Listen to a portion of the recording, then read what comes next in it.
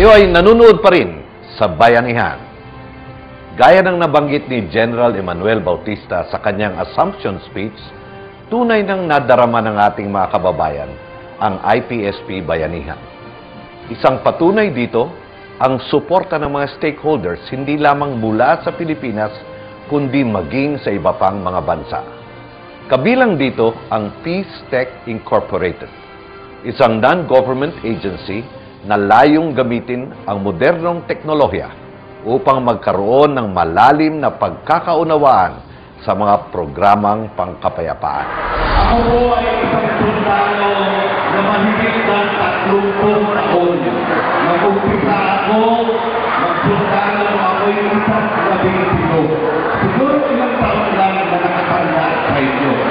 At ngayon, malapit na ako mag-retire. Kaya ngayon, sabi ko kami, nakikita sa buong Pilipinas, sa isang bansa. Wala naman tayong magbayan na iba. Wala naman tayong ibang bansa. Iisa lang ang ating lahi. Maging ikaw man ay taga-Palawan na katulad ko, taga-Maynila na katulad ko, o taga-Mindanao na katulad ng mga kabataan na kasama natin ngayon batong. Iisa lang tayo na Pilipino, iisa lang ang gusto natin na maging mapayapa ang ating bansa, ang ating bayan, pangunahan ng mga kabataan sa Maynila, sa Luzon, Mindanao. Maraming salamat kabataan kayo, maraming inspirasyon at dinededicate namin. Amin ang kasasuluhan at aming paglingon para sa iyo. Sapagkat sinabi ni Dr. Rosenthal, ang kinabukasan ng ating bayan ay nasa ilong mga kabataan. Mabuhay kabataan! Thank you. Ladies and gentlemen, let's welcome to this program the founder and executive director of Peace Tech, Mr. Robin Pettifer. Good evening, Robin. Good evening. Thank you very much, Robin, for inviting us last Tuesday in this really great video conferencing at the PUP in Manila, where you gathered a lot of students from Luzon and video conferencing with the children of Mindanao. Tell our audience about that. Well, first of all, salamat po, Kasang Bahay, for having me here as well, and thank you, Admiral, for including us. And thank you for coming to everyone. As the Admiral says, we had this huge video conference for about 7,000 of our participants from Marawi City, Iligan City, parts of Lunal del Norte, Lunal del Sur, as well as Metro Manila, Quezon City, Manila, Taguig.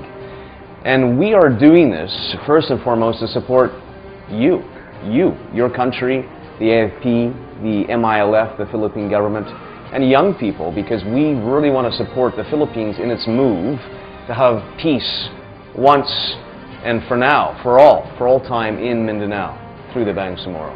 You know, Robin, we are really inspired by people, especially, and including those who come from outside of the country, who may not be Filipinos by themselves, but they are Filipinos by heart. And I think you're one of these guys. And we're looking at Peace Tech. What is that? How did it all start?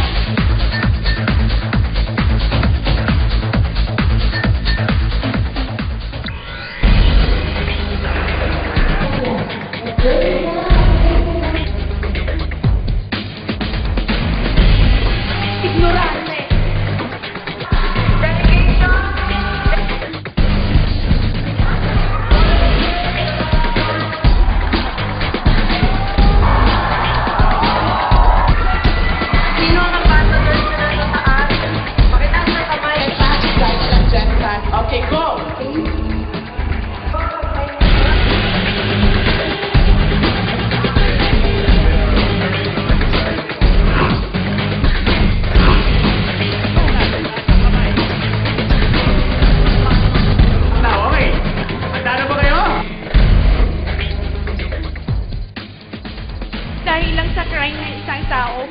21 people were being killed. Parang ang simple-simple na lang po para sa kanilang patayin kami porket Muslim kami. Nung maliit pa ako, lagi nang sinasabi ng mga parents ko ng mga Maranao at saka Muslim ay mga taong walang pinag-aralan, traitor. We see a lot of young, moral students wanting to change their lives for better compared to that of their fathers.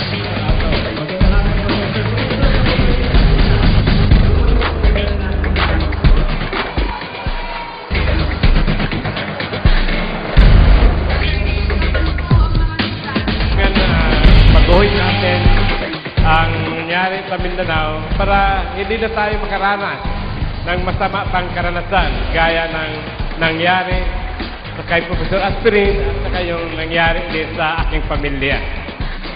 Mismo ako, may mga feeling of discrimination din ako, masamang perception ako sa mga non-Christian.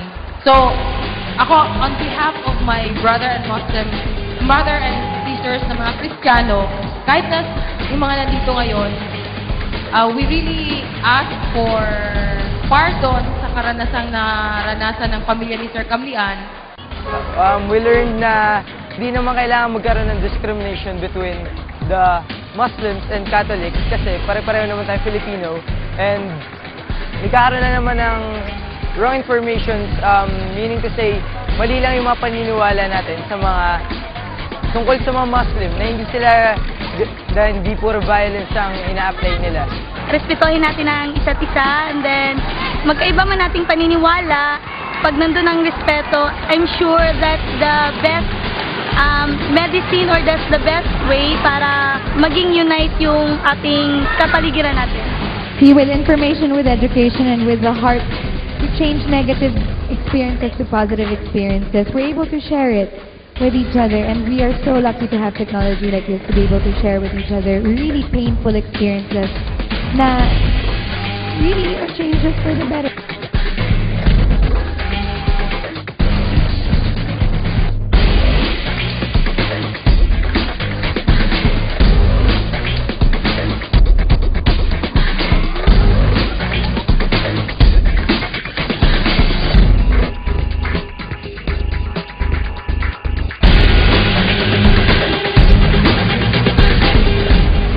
With the spirit of peace, it certainly gives me hope that your children and your children's children will have more of that peace through technology, through what we are using now.